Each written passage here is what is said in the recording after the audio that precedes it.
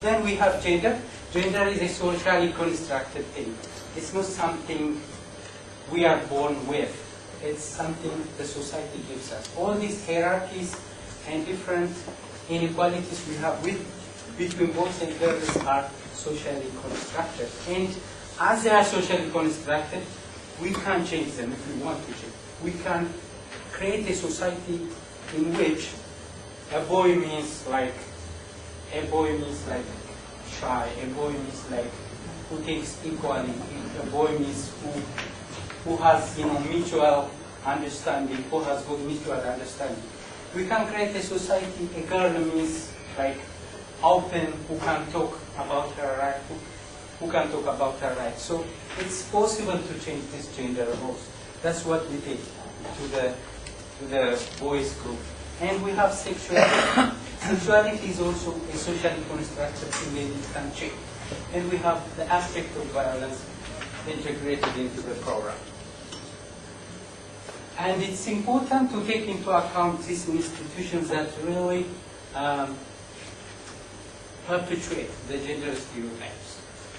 So this, like media, the school and community, the teacher, community and the family are important institutions that are really influencing the thinking of boys and girls. So it's important to have some intervention for this group in parallel. We always kind of emphasize on the core values of sexual rights like choice, the dignity, diversity, equality, respect for the boys group. And this is an important part of their discussion. And we have this discussion all the time that an ideal relationship should have these kinds of features: respect, mutuality, caring.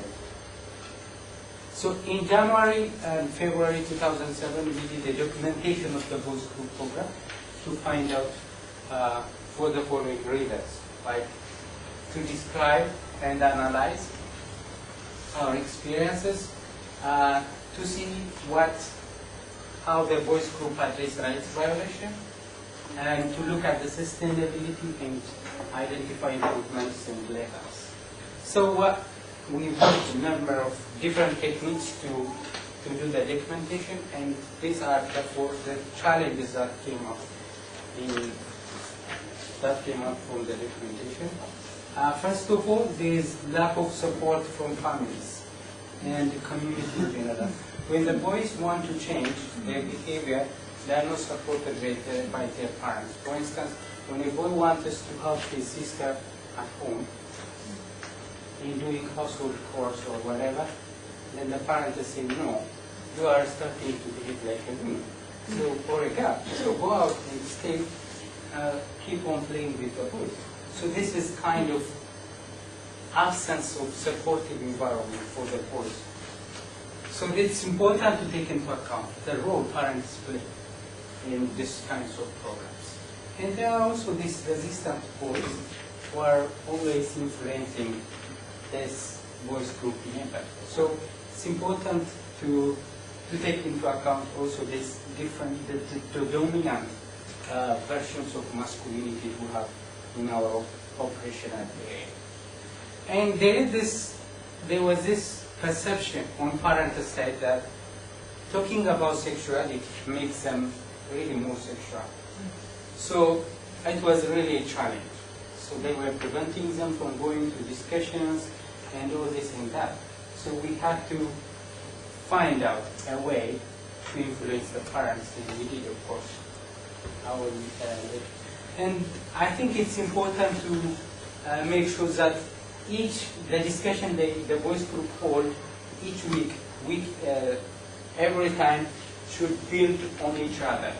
So this time they discuss today, and then this discussion should contribute to the next one.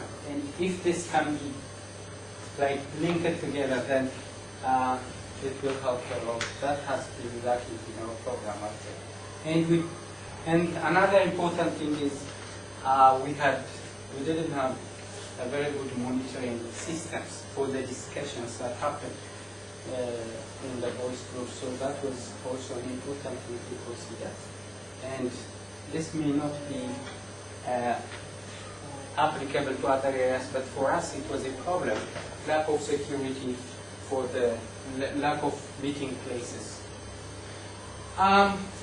Another point under the challenges is we had, this 10 to 24 boys together in one discussion. So you can see there is a diversity in the age and in the in understanding and in the way of thinking. So it was really difficult to get all of them, become on one page on certain issues. So I think for future interventions, it's better to have like one group for 10 to 14 and then another group for 14 to 18. Otherwise, some of the issues being discussed could be too adult for 10-year-old or for 11-year-old boy. So this is also what's important thing. Then we didn't have enough support from the government, from the stakeholder, so that's an important. And there was no, as I said, there was not enough monitoring system to really track what are the misconceptions and to kind of constantly change them. So I think misconception, we should always be like with the antenna out to see what are the misconceptions among the discussion and challenge them every time. So I think instead of me talking about the successes, I'd rather quote from the boys. Like a 17-year-old boy, being a member of the boys group is entertaining, educative, is a place one makes a difference, and I'm happy to be part of this. You see, this is a boy preparing a coffee, and for those of you who have not been to Ethiopia, this is how we make coffee, and boys are not supposed to make coffee. No, not at all. So it's like a duty left for girls. But this time around, because they were involved in the boys group, some of them have started to prepare coffee at home, support their parents and everything. This is just a picture taken from in the project compound that it happens in the household level.